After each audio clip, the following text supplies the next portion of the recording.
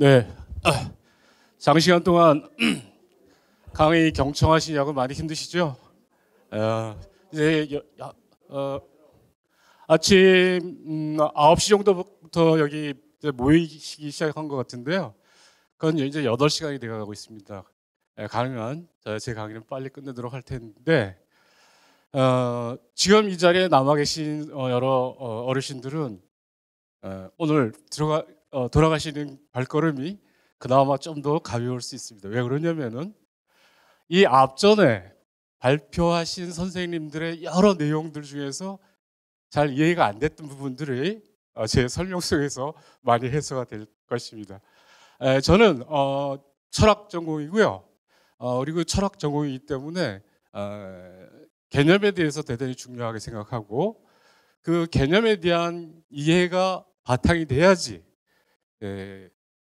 뭐 유학이 됐든 뭐 성리학이 됐든 도학이 됐든 이런 내용들을 제대로 이해할 수 있고 가정 이곡 선생부터 모근 이색 선생까지 그리고 한산 이 시와 관련된 여러 이야기들이 의미 있게 다가설 수 있지 않을까 싶습니다.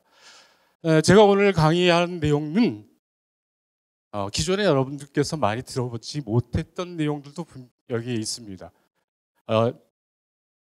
아마 저는 경주 김인데요. 저보다 한산 이씨 세보를 많이 본 사람 있으면은 한번 손들어 보시면 될 겁니다. 한산 이씨 세보가 19권 정도가 되는데 그거를 제가 방학 동안에 쫙 다 살폈어요.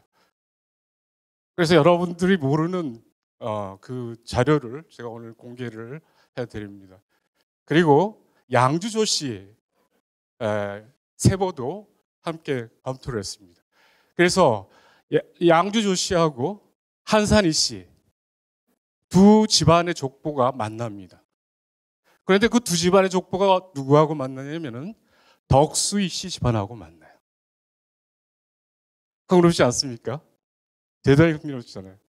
자, 이 과정이 제가 이제 말씀드리는 이유 중에 하나는 사실 올 초 4월 4일 날 태계 선생 귀향길 하행길 행사 때 성함 이지번 선생과 태계 선생이 청풍에서 만나는 행사를 진행했는데 저도 마침 거기에 이제 초대가 돼서 그 관련한 내용들을 좀 말씀드렸었습니다. 그때 마침 이제 한산희 씨 집안에서 그 집안에 소장돼 있던 내용들을 가지고서 좀 언급한 내용이 있어서 저도 이제 거기에서 촉발된 몇 가지 사실이 있었는데요. 제 주 전공은 16세기 조선 유학입니다.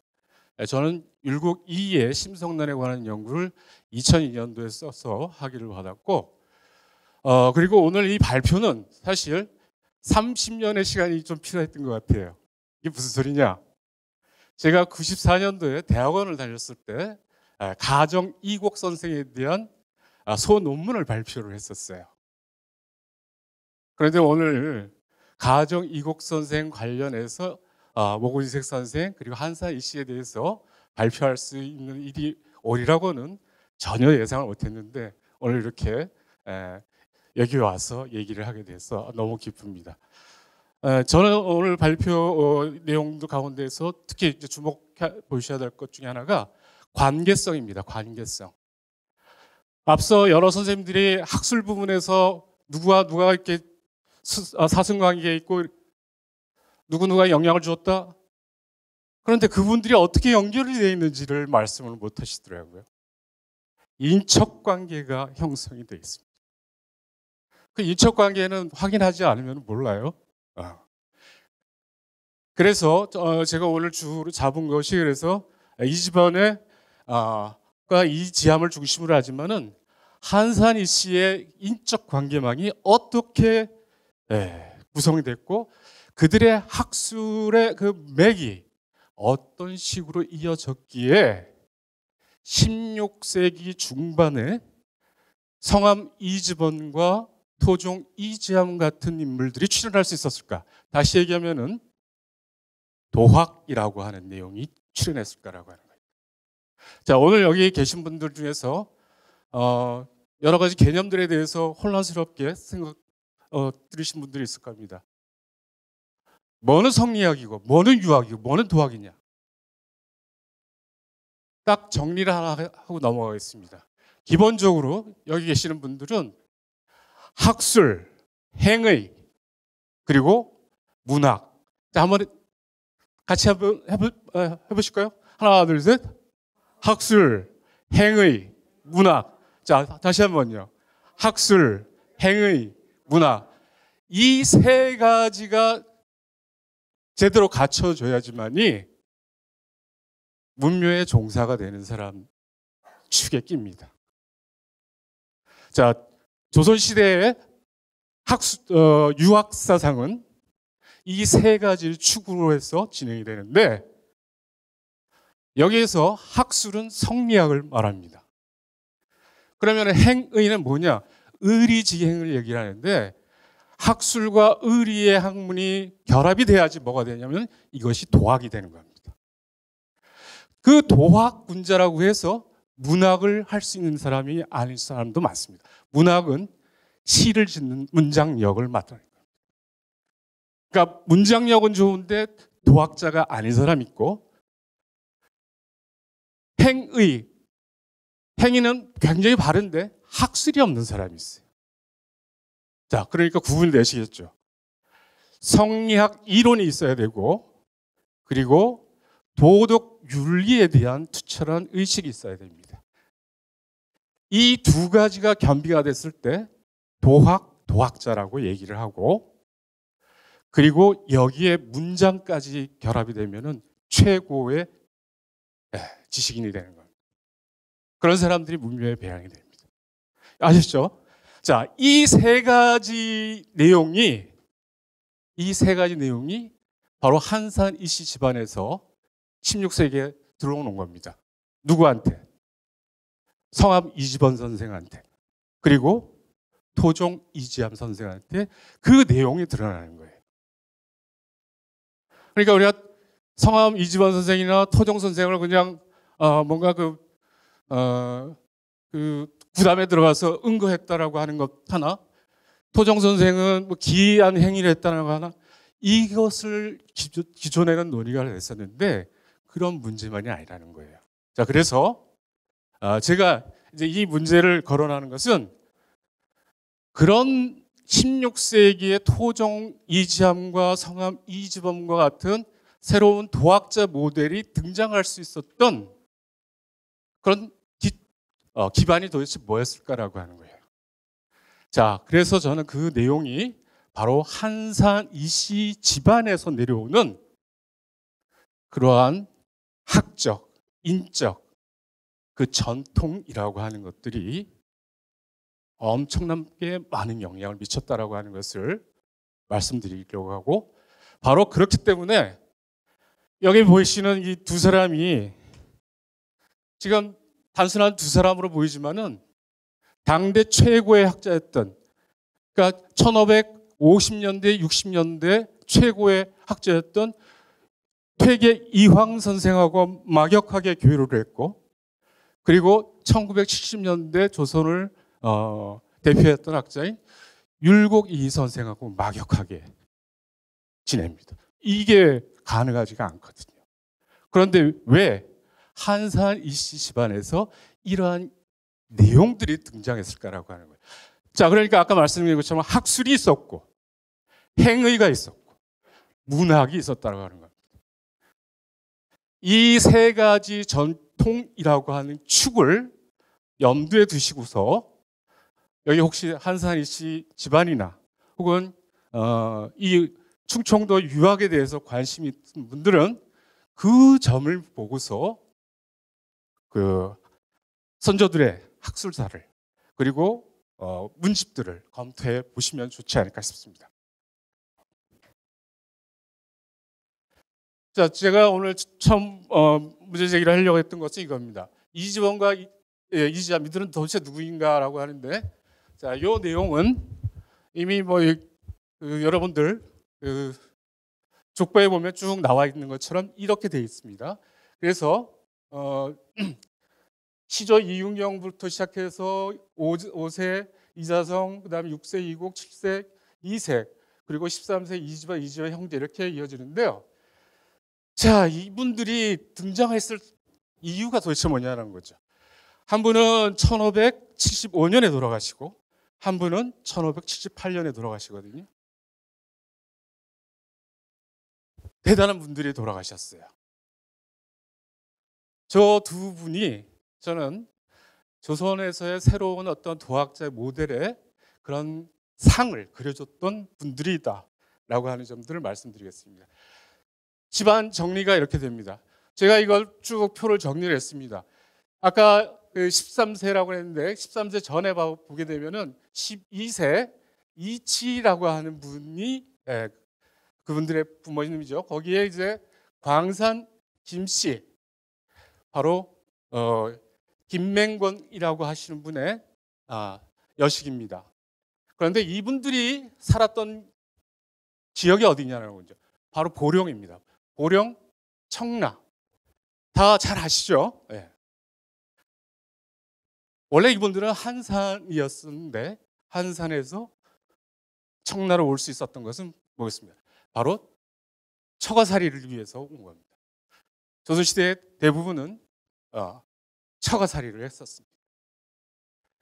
자, 그래서 이 광산 김가들하고 김씨들하고 가졌던 그 막강한 재력, 그리고 지방에서의 그 권위들을 한산 이씨들이 나눠 쓰기 시작한 겁니다.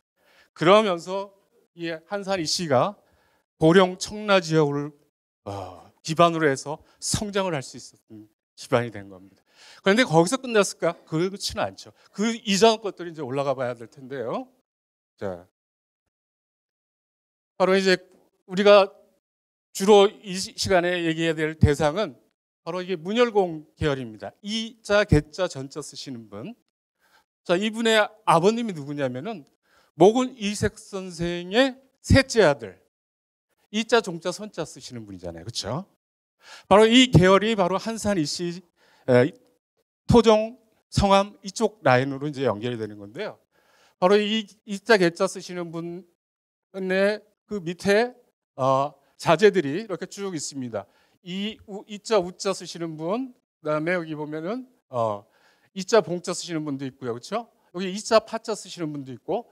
그런데 여기 대사공 이자, 우자 쓰시는 분 밑에서 봉화공 이장윤 이자, 장자, 윤자 쓰시는 분이 나오잖아요. 자, 이 봉화공 밑으로 해가지고 이자, 질자 쓰시는 분 12세, 그리고 찬성공 이치공이 나오는 겁니다. 바로 여기서 갈라지게 되는데 주로 이제 문열공 계열에서부터 대사공 계열로 해서 봉화공 계열로 해서 이쪽에 찬성공으로 이렇게 나가면은 바로 여기가 보령에 세거하게 되는 한산 이씨 집안들이 나오는 겁니다. 그리고 이 계열로 가면은 여기는 어디로 가냐? 경기도 성남 지역에 터전을 잡습니다. 예전에는 광주 지역인데 광주에 그래서 한산 이씨들이 많이 세거를 합니다. 그리고 또 이자, 개자 쓰시는 분의 묘가 어디 있느냐? 묘가 어디 있습니까?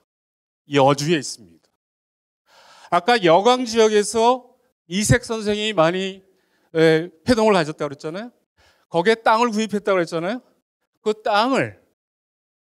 땅에 있었기 때문에 이 이자, 개자, 전자 쓰시는 분이 세종대왕 영릉 자리에다 묘를 잡습니다. 그런데 세종대왕이 천장을 그 지역에 하는 바람에 그 묘를 파멸을 해서 옮겨버리거든요. 바로 그렇게 연결된 겁니다. 그런데 이때 이 분의 옆에 있었던 묘자리도 대단히 중요한 묘가 하나 있었어요. 광주 이씨의 묘입니다. 그래서 여기 지금 생각하실 집안 또 하나는 어디냐면 광주 이씨입니다. 한산 이씨하고 연결될 때 광주 이씨하고 같이 생각을 해야 돼요. 자, 이 집안과 이 집안에 대한 평가들을 이렇게 보면은 이 집안에 대해서는 잘 모르시는 분들이 많습니다. 이분에 대해서는 도학군자, 은자. 그런데 잘 몰라요, 이분에 대해서. 정보가 별로 없기 때문에 그렇죠. 그런데 우리가 많이 알고 있는 것은 토정 선생에 대해서요. 기이한 행적, 기인, 이인. 저분은 기인, 이인이 넘어서 학술이 뛰어났던 분입니다. 화담 서경덕의 제자예요. 기철학에 대한 논의들이 많죠. 그리고 또 하나는 이분은 그 행의가 도덕적 행동이 대단히 엄격했던 분이에요. 그냥 자기 하고 싶은 대로 하는 것 같지만은 그렇지 않았던 분. 굉장한 아픔을 가지고 있었던 분인데 이분에 대해서 그냥 이상한 사람으로만 취급하는 게 이게 지금까지 대중적 시선인데 그걸 좀 고쳐야 된다라고 하는 점이죠.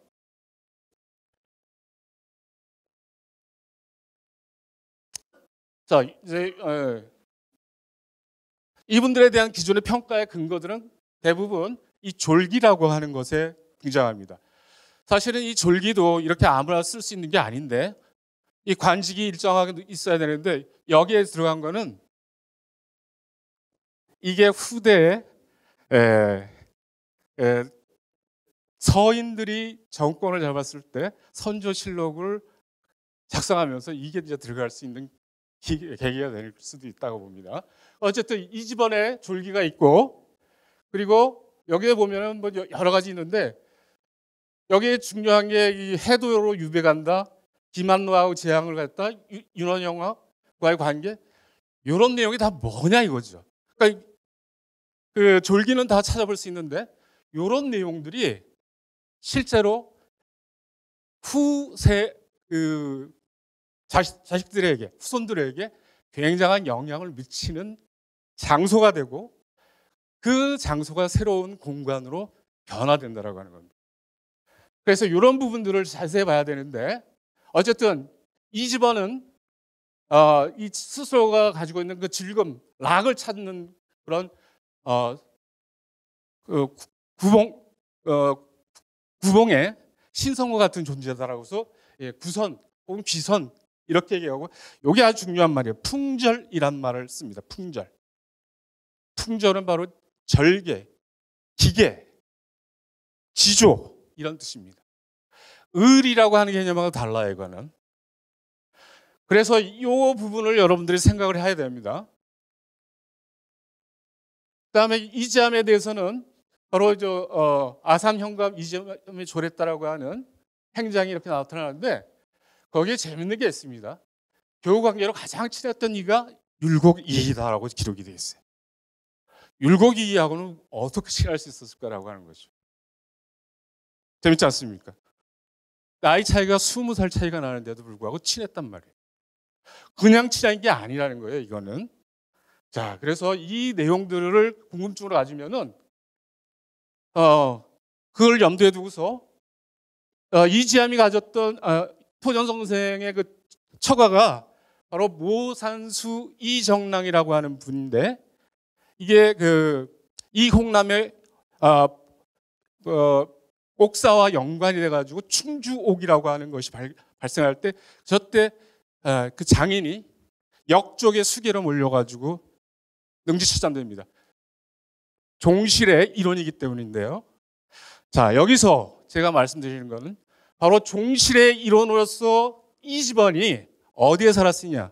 바로 보령에 살았는데 보령 옆에 면천에는 누가 살았냐?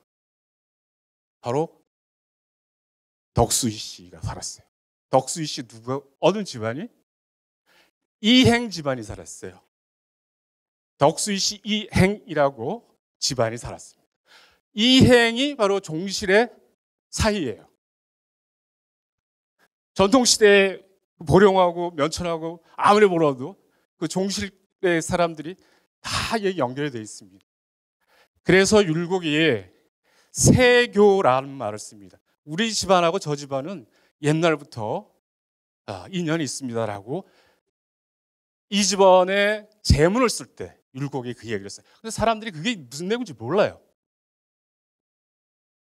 자, 그 내용에 근거해가지고 족보에서 드러나는 아주 중요한 부분이 또 나옵니다. 그건 좀 이따 보도록 하겠습니다.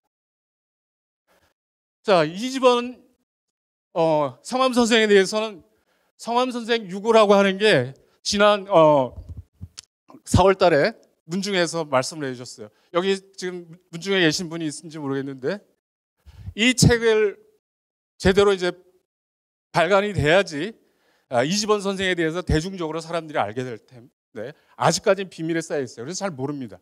그리고 우리가 알고 있는 건 대부분 토종 이지암에 대한 얘기인데, 근데 이지암에 대해서 사람들이 관심이 많은 이유가 도대체 뭐냐라고 하는 거죠.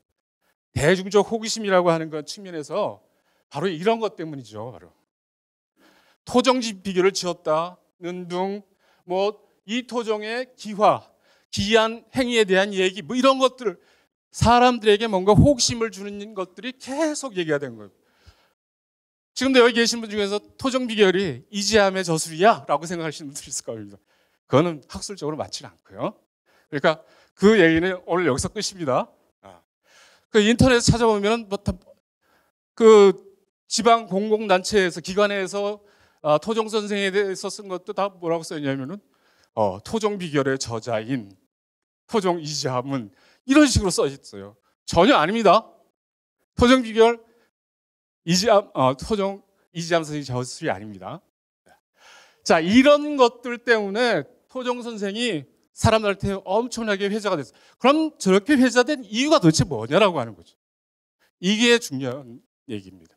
사람들은 토종 이지암을 통해서 뭘 보려고 했을까요? 그게 중요한 내용입니다. 자, 여러분들 중에서 특히 한산 이씨 후예들이 있다고 한다면은 토종 선생이 기이한 행위, 행적 이게 아니라 그가 왜 기이한 행위를 할 수밖에 없었고, 그리고 그가 왜 소뚜껑을 쓰고 다니면서 뭐 기이한 행적 이런 것들, 바로 그 백성들, 가난한 사람들, 약자들, 헐벗은 사람들에 대한 그가 가지고 있는 연민입니다. 연민. 그 연민을 우리가 인이라고도 얘기할 수 있는데, 아까 어떤 선생님께서 사랑이라고 얘기했지만은 그런 인간에 대한 뜨거운 사랑이 기본적으로 있었던 사람이에요. 그런데 그 정작 자기의 처갓집은 완전히 다 풍비박산에 다 나버렸죠. 그랬던 아픔이 있는 사람인데도 불구하고 사람들한테 그 희망을 줬다라고 하는 것, 그 희망을 줄 수 있었던 메시지가 민초들에게는 끊임없이 토종 이지암을 불러서 호명하고 의지하려고 하는 마음들이 있었지 않을까. 그러니까 죽은 지 500년이 넘은 사람을 계속 불러내서 뭔가 어려운 일이 있을 때면 그 사람이 나타나서 뭔가를 해결해 줬으면 하는 그 염원들을 이야기 속에 담아내는 겁니다. 그래서 서사, 이야기가 만들어지는 거예요. 그게 대단히 중요한 겁니다, 사실. 그러니까 한산 이씨 여러분들은 토종 이지암 선생님한테 대단히 감사하게 생각해야 돼요. 대중적으로는 가장 많이 알려졌잖아요. 자, 그런데 이렇게 알려진 것만 가지고 우리는 안 된다라고 하는 거예요. 그래서 제대로 알려면 어떻게 해야 되냐? 가정 이곡 선생부터 시작해서 이색 선생 얘기를 알아야 되고, 15세기에 그 한산희 씨의 유산이 도대체 뭐 있었냐 이것을 알아야지만이 여만에서 선초로 넘어가는 그 시점, 그리고 16세기 이전까지의 그 내용까지 파악을 해야지만이 가능하다. 그랬을 때 우리는 이런 한산, 보령, 면천, 예산, 단양, 단산, 평해, 영해, 전혀 낯선 지명 같죠. 다 이게 한산 이씨들과 연결됩니다. 특히 단양이라는 이 지명 아주 흥미롭습니다. 단양은 충북 단양만 얘기하는 것이 아니라요, 경상도 영해를 단양이라고 불렀어요. 굉장히 복합적으로 중첩되지 않습니까? 같은 한자를 쓰는 다른 공간이 있었다라고 하는 거예요. 그런데 그 공간에 영해가 바로 가정 이곡 선생의 처갓집이었고, 여기에서 이색 선생이 태어났어요. 여기에서 성장했던 사람들이 이색 선생의 친구들입니다. 그와 함께 학술을 나눴던 사람들이에요. 그리고 단양 여기에 또 누가? 성암 이집원, 토종 이지암 이 사람들이 16세기에 응거했던 곳이기도 해요. 한번 생각해 보세요. 영해라고 써야 되는데 단양이라고 쓰고, 단양이라고 쓰는데 영해라고 쓰는데 너무 재밌는 지명이에요. 상상이 잘 안 되시나 본데요. 자, 이런 책들이 있습니다. 가정집이 있고 모군집이 있고 악의 유구라고 하는 편이 있는데 이런 책에 대한 학술적인 연구가 뒷받침돼야지만이 한산희 씨뿐만이 아니라 토종 선생이라든지 성함 선생에 대한 연구가 제대로 이루어질 수 있는데 여기에 계시는 문중분들이 있으면은 대단히 좀 주목해서 지원도 해야 되고 연구를 독려를 해야 될 거라고 생각이 듭니다. 그냥 시중에 떠도는 얘기 가지고서 하면 거기서 그냥 떠도는 얘기로 끝납니다. 그냥 그런 것이 아니라 제대로 된 학술을 해볼 필요가 있다라고 하는 거죠. 자, 그래서 바로 이런 내용들이 중심이 됐을 때 은거와 출사, 도학의 모범으로서 토종 이지함 선생과 성함 이지환 선생을 중심으로 한 한산 이씨들의 16세기의 그 모습이 드러날 수 있고 그리고 그들을 통해서 또 누가 어디로 갔냐? 바로 너무너무 중요한 것이 이 보령 지역을 중심으로 해서 이산보 선생의 그 후예들은 서인 노론계로 갈라지고 또 한산희 씨 한 그룹이 어디로 가냐면은 예안으로 갑니다. 안동 쪽으로 간다고요. 안동으로 가가지고 거기에서 태계학파의 최대 학맥을 형성을 합니다. 이상정 선생입니다. 그러니까 보세요. 지금 한산희 씨가 그냥 모근이색 선생에 끝나는 게 아니라 율곡학파 쪽, 태계학파 쪽까지 지금 쫙 연결돼서 뻗어 있어요. 그런데 이 고리들을 연결을 하지 않으니까 이게 각각의 얘기들로서 들여져 보일 뿐이죠.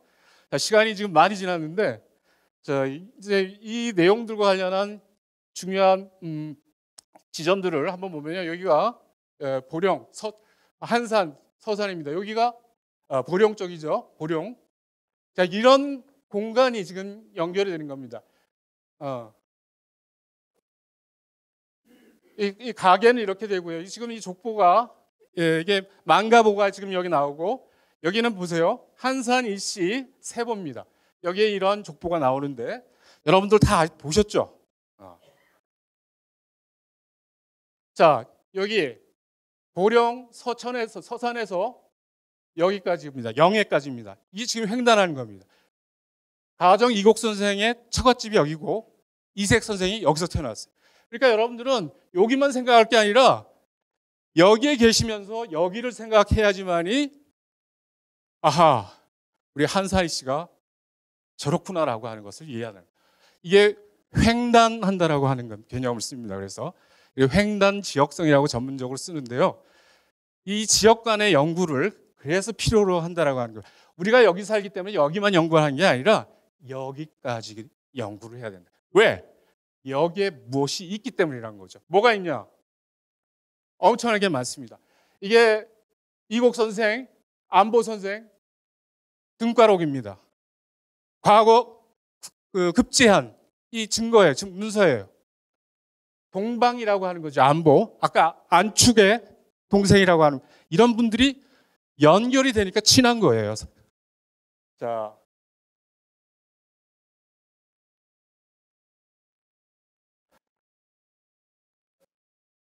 이곡 선생과 관련한 요 얘기들은 뭐 여러 가지 있는데 여기 1335년에 아까 동료, 징발, 공료 얘기 나왔죠.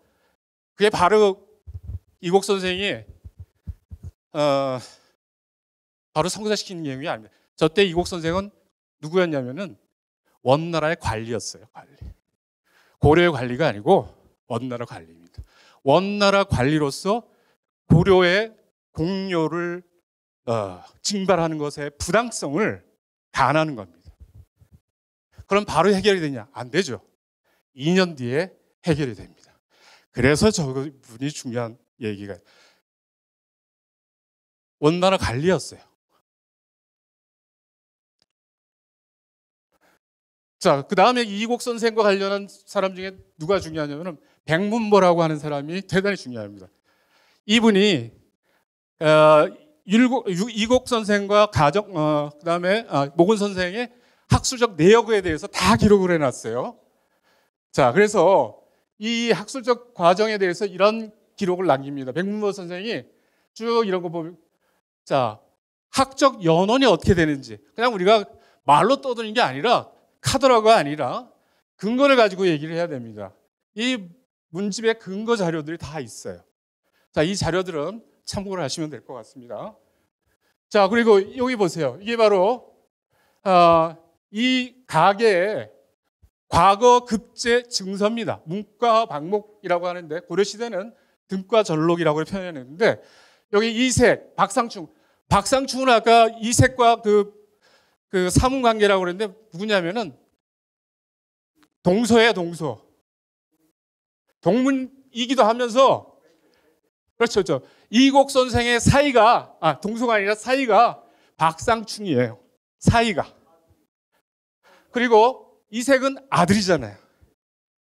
이 가계예요, 가계.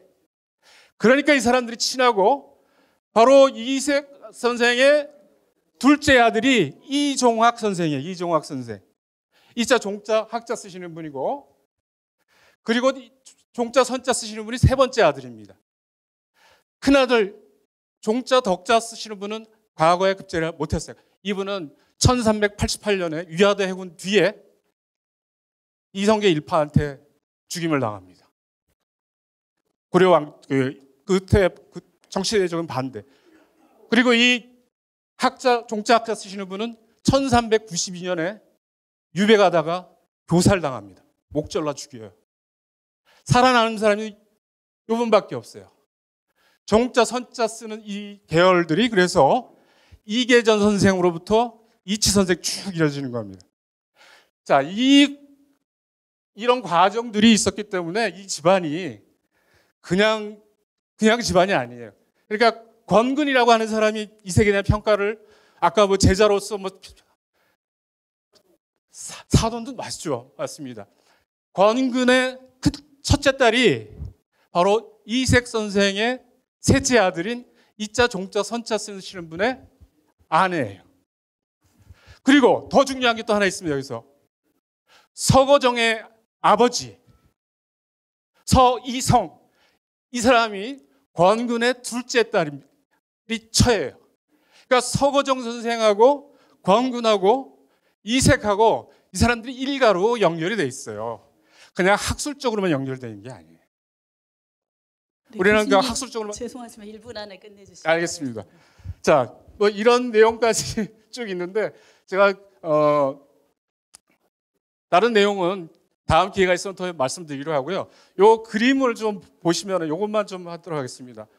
여기 한삼내 이 묘역이 있는데 이 묘역이 여러분들이 다 아시는 곳입니다만은 어디에 또 있냐면은 경북 영해에 있습니다. 괴시마을이라는데 바로 여기 목은 이색 기념관이 이렇게 마련이 돼 있어요. 흥미롭죠? 자, 그 다음에 이분들이 가지고 있는 요 내용들이 어디로 연결되냐면은 영덕 괴시의 영해라고 하는 요곳에 자, 이 단양이라고 하는 것이 영해부의 벼로다라고 하는 이름이죠.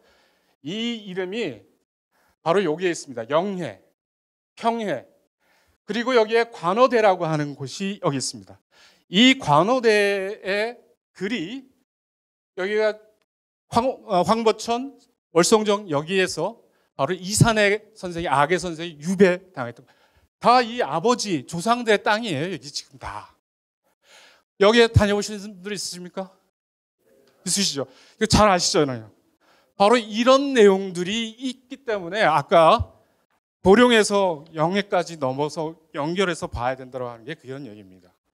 그걸 봐야지만이 이색 집안뿐만 아니라 한산희 씨에 대한 얘기를 제대로 할 수 있지 않을까 싶습니다. 자, 요 내용을 나중에 좀 보시고 자, 이제 여기 월성이라고 하는데 이 글에 나오는 곳이 현재 이런 데에 있습니다. 월성정이라는 곳도 있고요. 바로 여기 한 27km 됩니다. 여기가 현재 이 거리가. 요 관어대라고 하는 데서부터 악의 선생이 유배를 당했다는 황보천 이 거리가. 자, 이 거리 그리고 중요한 것이 아까 여기 말씀드렸던 광산김과 보령의 청라의 광산김문 이 집안이 중요하다고 하는데 왜 중요하냐? 바로 이 얘기를 오늘 제가 또 드리려고 하는 건데, 여기에 이 김맹권의 딸이 여기에 이제 혼인을 하는데, 여기 보면은 딸이 하나 나옵니다. 자, 이 딸이 누구하고 연관이 되냐면은 바로 여기 한산희 씨. 이 한산희 씨가 바로 양주 조 씨의 아내인데, 이 양주 조 씨가 누구냐라고 하는 거죠. 이것을 좀 보여드리겠어요. 이건 넘어가도록 하고요. 바로 율곡 선생과 바로 연결되는 분들이에요.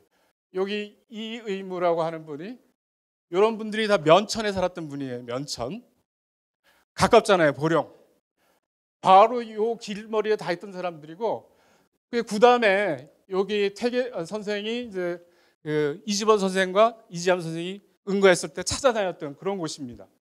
요곳이 있고, 그 다음에 또 중요한 사람이 황준양이라는 분이 있고, 그리고 바로 구봉 송이필이라는 선생님, 이 지역 유배로 오는데 다 알고 있는 사람들입니다. 다 지내고 있는 사람들이에요. 특히 누구하고도 이제 이 얘기는 율곡 이이가 그 다음에 찾아갔던 얘기가 지금 나오는데, 1558년에 지금 찾아가는 얘기가 여기서 이제 나오는 겁니다. 자, 이 제문까지 율곡 이이가 이제 다 쓰고 있어요. 자, 요거 이제 보여드리고 끝내도록 하겠습니다. 여기 보면은 여기 한산희 씨 내용인데요. 조건, 양주인. 자, 그런데 이 사람이 도대체 누구냐면은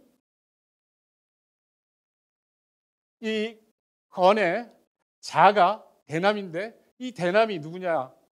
바로 이렇게 쭉 가보니까 실, 덕수, 일시, 감찰, 이원수여. 이원수의 딸이 아내예요. 그러니까 이원수의 딸 매창이라고 하는 율곡의 큰 누님이 토종 이지암, 성함 이지번, 이분들이 뭐냐면 시외숙이 되는 거예요. 시외숙이라고, 시외숙. 일가로 연결돼 있어요, 일가로. 이게 이 자료를 아까 덕수이 씨하고 여기 족보에서 찾지 않으면은 이런 내용을 확인할 수가 없습니다. 이제 마지막 정리를 하자면은, 이런 이야기를 전하는 이유 중에 하나가 이 도학이라고 하는 흐름이 어떻게 이어지는가라고 하는 것을 이 두 사람을 통해서 우리는 확인할 수 있다라고 하는데, 이 내용이 새로 시각으로 구성해내야 된다라고 하는 거예요. 그랬을 때 이 지역학으로서의 우리 충청이라고 하는 충청 유학, 그리고 지금 한국유교문화진흥원, 이런 것이 생겨날 수 있는 의의가 여기서 발견이 될 수 있다는 거예요. 그냥 있으리가 한다가 아니라 어떤 시각으로 구성해낼 것이냐라고 하는 것, 그리고 여러분들도 문중에서도 어떻게 봐야 될 것이냐라고 하는 것들이 가졌을 때, 이럴 때 새로운 학술, 사상, 문화, 문중의 생각들이 만들어질 수 있다 하는 점입니다. 그래서 저는 마지막으로, 여기 한산희 씨 분들이 많을 텐데, 한산희 씨의 유학 사상을 한산학이라고 명명할 수 있을 정도로 연구할 수 있어야 되지 않냐라고 하는 거죠. 자, 그럴 때 충청 유학도 새롭게 구성될 여지가 있다라고 저는 생각합니다. 길었습니다. 네, 감사합니다. 한산희 씨보다 더 많이 족보를 보셨다고 자부하시는 경주 김씨 교수님께서 얼마나 하실 말씀이 많으셨겠어요. 시간 많이 못 드려서 정말 죄송합니다. 이에 대한 논평은 전남대 호남학연구원 김태환 연구원님께서 해주시겠는데요. 지금 시간이 없는 관계로 3분 안에 마무리를 져주시면 감사하겠습니다. 이쪽에서. 네.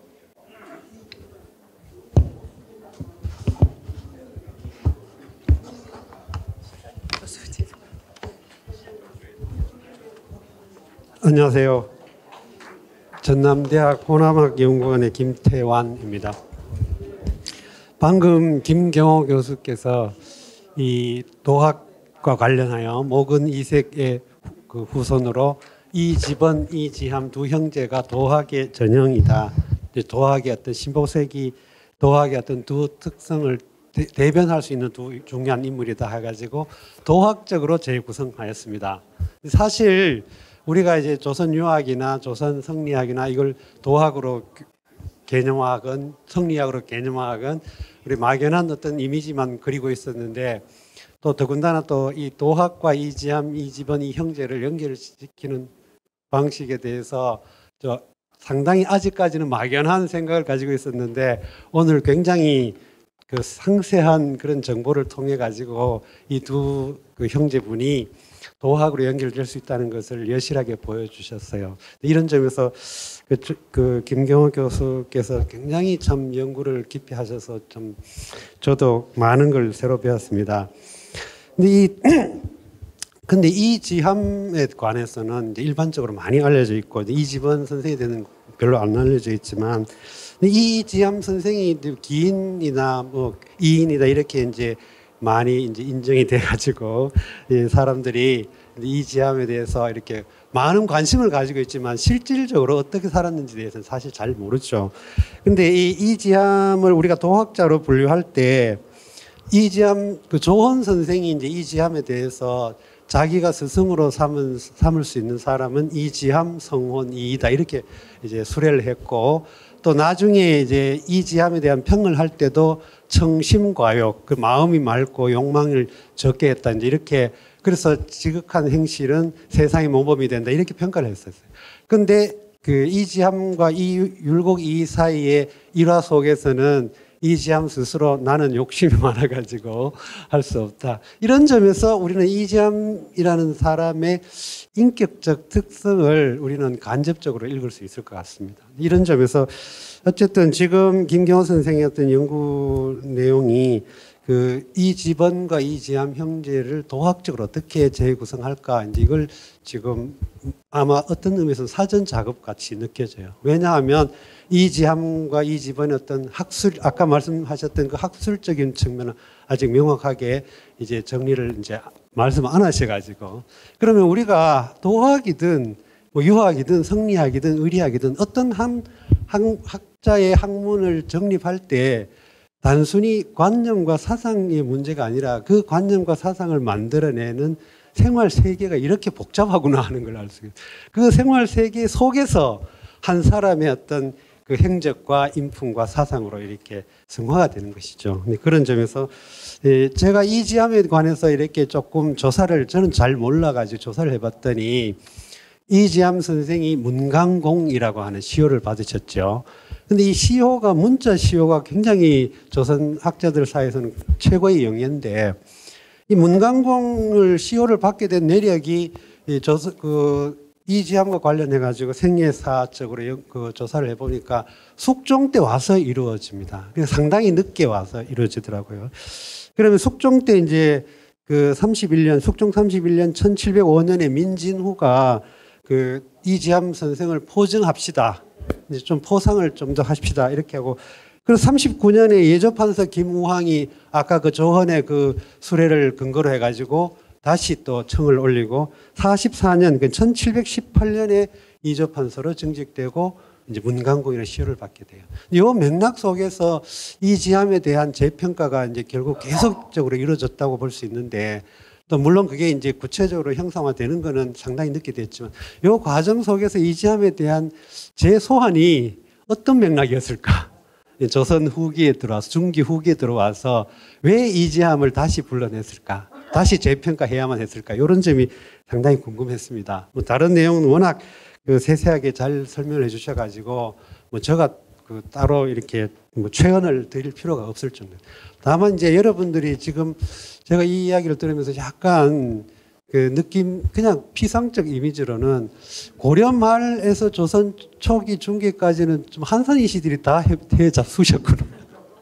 모든 것이 다 한산 이시와 연결되고 심지어 저희 인척 중에 한산 이시가 있습니다.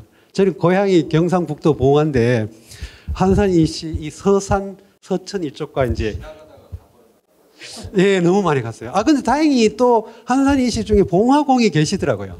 바로 거기가 저희 고향입니다. 예, 그런 점에서 이 역사적 인물이 역사적 그 행적과 역사화한 행적이 있습니다. 그러니까 이지함의 경우를 빗대 본다면 실제로 이제 그 뭐라 제방을 쌓아가지고 사람들을 먹여 살리고 이런 것들은 역사적 이지함이죠. 근데 그 역사적 이지함이 토정 비결처럼 또는 여러 기행을 통해서 소비된 것은 역사화한, 말하자면 역사와 신화의 이제 말하자면 갈림인데, 이지함이 역사적으로 이지함을 연구하는 것도 굉장히 중요하지만 사실은 어떤 의미에서는 아까 그 김경호 교수가 사실은 그 굉장히 중요한 말씀을 하셨는데, 바로 왜 신화적으로 재소환됐을까 하는 것이죠. 이 점이 이지함이라는 한 인물에 대해서 또는 이 집안까지 해서 그 한 인물을 우리가 오늘날 우리가 이 집안 이지함을 이해하는 굉장히 중요한 모티브가 될 거라고 생각이 듭니다. 두서없는 말을 많이 길었습니다. 네, 1분대로 답변. 예, 간단히 말씀드리겠습니다. 김태환 선생님께서 굉장히 중요한 말씀을 해주셨는데요. 그 부분에 대해서 제가 말씀드리려면은 바로 서원입니다. 화엄선이 사역되고 그리고 그것이 현창되는 과정. 거기 이삼보 선생과 누가 모셔졌냐 이거예요. 거기에 이지함 선생이 모셔집니다. 바로 이런 얘기들이 서인계 노론 쪽에서 주도하는 일이 벌어지는 거예요. 그래서 보령 쪽이 서인계 율곡 노론계가 편정이 됩니다. 이쪽 지역이. 그러니까 이 지역이 예산 쪽과 연결이 되고 어디 쪽으로 되느냐, 바로 이 논산하고 연결이 되는 거예요. 사계가 살았던 동네하고도 연결이 되는 거예요. 그리고 은진송 씨들 그 라인하고도 연결이 되는 거예요. 그러니까 그런 기반에서 그것을 한번 생각을 보셔야 될 거고, 그리고 또 하나는 그 숙종연간 이후에 나오는 새로운 어떤 텍스트들이 있습니다. 해동 이적이라고 하는 책이 만들어지는데 거기에도 토종 이지함의 신화적인 얘기들이 기록이 됩니다. 낯설고 기이한 얘기들이 모여지는 이런 시기가 있습니다. 자, 그런데 가장 중요한 것은 어쨌든 누군가를 이렇게 정치적으로 이렇게 추승할 수밖에 없는 시대적 조건이 이 지역에서 마련이 되는데, 보령에서 그것이 마련이 돼서 화엄서원이 그래서 크게 되는 거예요. 그렇게 일단 말씀드리겠습니다.